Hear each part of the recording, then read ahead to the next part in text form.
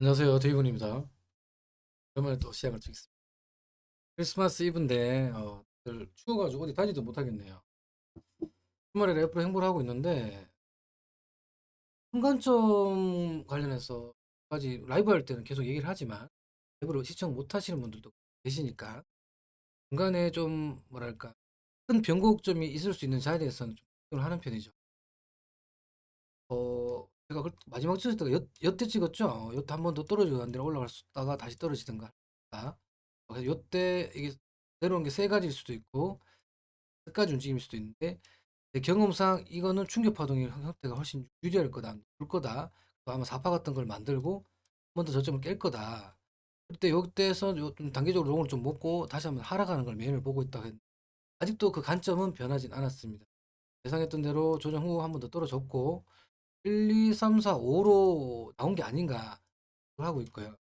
문제는 여기서 이 저점부터 올라간 파동이 이 조금 애매해요.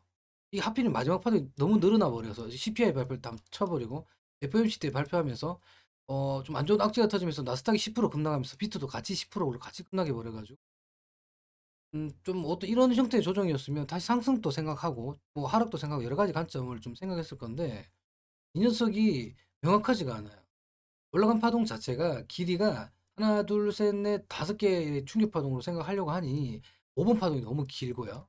그렇다고 또 이렇게 1, 2, 3, 4, 5에서 이게 A파에 B파가 저 3파리까지 낮은 3파리에 낮은 데 되돌림을 하고 상승분에 대한 3파리만큼 낮은 되돌림을 한 후에 이 B파를 짧게 하고 다시 한번 C파가 886 정도까지 C파의 길이 886은 충분히 충족을 한 거죠. 886까지 짧게 조정을 한 게 아닌가 생각을 하고 있고요. 그러면 조정이라 그러면 다시 하락을 할까요? 저점을 깨서 아마 13.2K나 13K 초반대까지 아마 갈 것 같아요. 그럴 확률이 좀 있어 보이고요. 요 확률이 조정일 확률이 한 60%, 많이 주면 70%. 그러니까 조정이 조금 더 높고요. 이거를 충격 파동 형태로 보는 어 충격 파동 형태로 보는 상승 관점으로서 충격 파동 형태면 충격이면 당연히 5가지가 나왔으면 조정 후에 한 번 더 상승을 해야 되겠죠. 이게 만약에 상승에 대한 충격 파동 5가지 형태의 충격 파동이라 그러면 한 40%? 좀 적게 본다면 30%?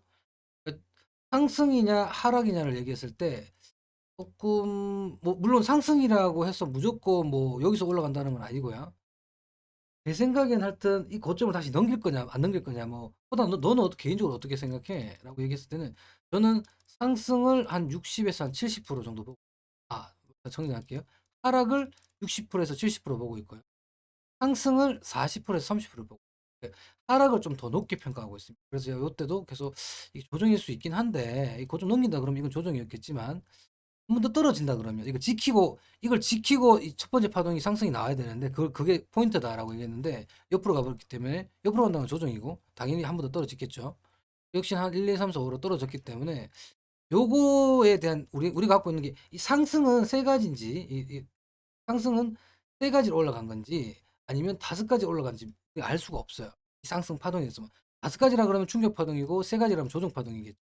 충격 파동이라고 하면 조정 후 다시 상승할 거고 조정 파동이라 그러면 조정 후 하락할 건데 이거는 우리가 헷갈린다 이거야. 그러니까 제가 봤을 때 6대 4가 조정이고 상승이었으면 내려가는 거 이 녀석이 충격 파동 형태를 띄워버렸기 때문에 이 60%가 다시 70%까지 늘어나는 거예요. 요게 리스펙을 해준 게 요게. 그전에는 조금 애매할 정도였지만 조정이 좀 더 그래 보인다. 밸런스상 그랬던 건데 이제는 이 하락을 했기 때문에 충격 파동으로 해석을 한다 그러면 다섯 가지 충격 파동이 A파가 될지 1파가 될지는 몰라요. 그죠? 이런 세 가지 조정하고 난 데는 한 번 더 깨서 저점을 지킨다면 만약 이 저점을 지킨다 그러면 다시 상승도 할 수 있어요. 이 최저점을 지킨다고 가정하면 최저점을 지켰을 경우에는 혹시 뭐 이런 되돌림이 이렇게 1, 2, 3, 4, 5에서 A파가 되고 B파를 좀 깊게 하고 또 C파가 좀 짧게 나와서 이걸 지킨다 그러면 이런 데 서포트 받고 이런 데 서포트 받고 좀 깊은 되돌림하고 그렇다면 다시 1파 또는 이게 A파일 수도 있고 어떻게든 이만큼의 길이만큼 한 번 더 상승할 수 있는 가능성이 열리는 거예요. 그리고 1대1이 아니라 좀 더 길어져서 1.618만큼 길어진다 그러면 그때는 이게 3파일 수도 있는 거죠. 이걸 깨기 전까지는. 노려볼 수 있다는 얘기예요. 올라가서 떨어진다 해서 무조건 개빵 들어가냐? 그건 아니란 얘기예요. 요때 아마 갈릴 겁니다. 많이 올라갔다 하더라도 내려올 때는 요수는 숏이 좀 유리하고요. 요쪽 좀 더 길게 나오면 여기까지 요런 데는 좀 숏이 유리하고 당연히 손절은 당연히 여기 하셔야겠죠. 숏이 유리하고 이걸 깨고 난 뒤에 내려가는 모습이 1대1 지점을 지나가는 지점에서 1대1이면 거의 끝에요. 좀 짧게 나올 걸 예상하셔야 되고 또는 이게 좀 길게 나온다 그러면 요 위에까지 길게 나온다면 그나마 좀 밸런스가 맞아질 거고 요렇게 된다 그러면 요때는 한번 생각을 해 보자. 숏을 홀딩할 건지 롱으로 스위칭할 건지는 내가는 파동 계산을 해서 길이를 보면 우리가 이게 10 판지 3 판이 나오니까 요때 당시에는 알람 맞춰 놓고 일어나서 확인을 하셔야 될 거예요. 왜냐면 현물을 사야 되기 때문에. 현물하시는 분들 계시죠? 현물 저처럼 선물 안 하고 현물하시는 분들은 요 자리에서 뭔가 여기서 뭐 5분 15분 다이버스 상승 다이버스 떠고 파동 한 추세가 끝나 보인다. 그러면 여기서는 한번 롱을 좀 도전해 봐도 괜찮지 않을까?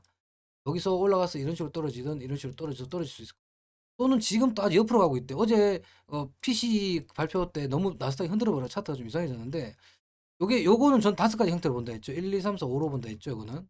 그럼 요게 A파가 돼서 이게 B파, 이게 C파에서 이렇게 ABC가 나오는 게 정석적인데 옆으로 가기 때문에 혹시나 복합 조정 같이 이게 세 가지, 다시 세 가지로 WXY로 해서 이런 세 가지의 조정으로 B파가 만들어진다면 이게 A파, 다시 요게 C파가 되겠죠. 이렇게 다시 하락할 수 있을 겁니다. 여기서 떨어졌을 때 손절 여기 잡고 저는 여기서도 롱을 칠 생각. 현재 뭐 현재도 롱을 갖고 있고요, 그죠? 현재도 요때 라이브 할 때 같이 잡았던 거 롱을 갖고 있고 반익절 했고 갖고 있고 좀 더 떨어진다면 또 추멸할 생각은 있고 요도 좀 추멸할 생각이 있고 그다음에 여기서는 일단 손절을 다시 하고 역지를 터트리고 다시 잡을 거예요. 왜냐면 이게 5개로 나는 생각되는데 항상 뭔가 이상한 변수가 이상하게 간다. 옆으로 가고 좀 이상하다 싶으면 자르고 돌아가는 모습 보이면 요때 더 늦지 않거든요. 평단이 여기기 때문에 굳이 뭐 손절 평단 워낙 좋기 때문에 여기까지 가져갈 필요 없이 자르고 다시 잡는 게 더 유리하고 혹시 포지션이 없다 그러시면 한 번, 두 번, 세 번까지 생각하고 천천히 저변을 모으시는 건 괜찮아요. 현물하시는 분들은 이런 데서는 굳이 사야 되나 모르겠어요. 왜 요거 먹으려고 타기는 좀 그렇잖아요. 그죠?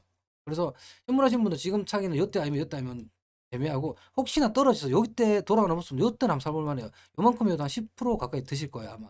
10% 정도 드실 수 있으니까 손절 짧죠. 여기 깨는 순간 무조건 손절하셔야 됩니다. 현물하시는 분들도.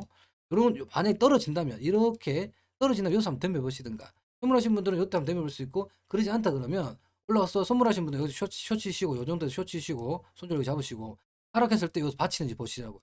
받치면 현물하시는 분들도 마음에 드시는 메이저 코인을 좀 매수를 하시고 선물하신 분들은 농으로 진입 좀 하시면 좋을 것 같고 당연히 손절가는 여기입니다.